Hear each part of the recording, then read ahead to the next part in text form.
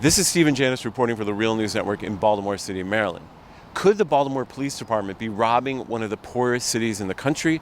That's what a new report implies. Stunning news about overtime spending in the Baltimore Police Department.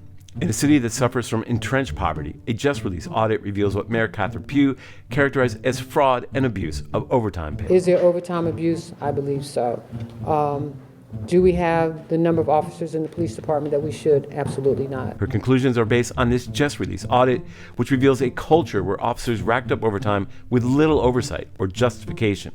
The internal controls are insufficient to ensure that overtime expenditures are necessary, appropriate, and it's undetermined whether the present internal controls can prevent waste, fraud, and abuse of overtime. The report reveals that officers did not have to attend roll call or work full shifts to get overtime, and that supervisors did not monitor the hours worked, and that ultimately there was little justification for the near record $47 million in overtime officers racked up last year, a doubling of spending in just under 4 years, during which the department spent a whopping $180 million on overtime pay, all of which led city officials to conclude overtime is being fraudulently obtained by officers. One of the things we're recommending is that all officers be required to report for roll call every morning so that BPD can determine that all staff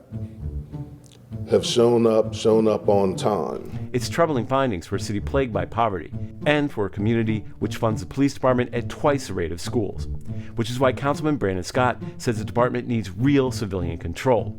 Going to a structure that has a board of police commissioners, of which the chair of that board will be a citywide elected compensated official that the citizens are directly can hold them accountable, in addition to some appointees who will oversee that person who's the law enforcement. This is a process that's done in Los Angeles, it's done in Kansas City, in St. Louis, in Detroit. The overtime audit is another scandal for the Baltimore Police that is currently under federal consent decree with the Department of Justice for practicing unconstitutional and racist tactics.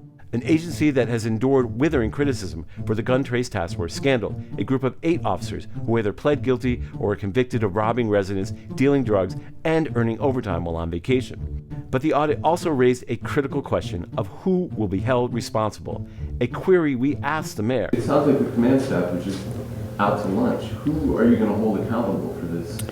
The next police commissioner and the command staff. Who would be who? Not them. Her response, perhaps indicative of the power of policing in a city that can least afford it. This is Stephen Janis and Taya Graham reporting for the Real News Network in Baltimore City, Maryland.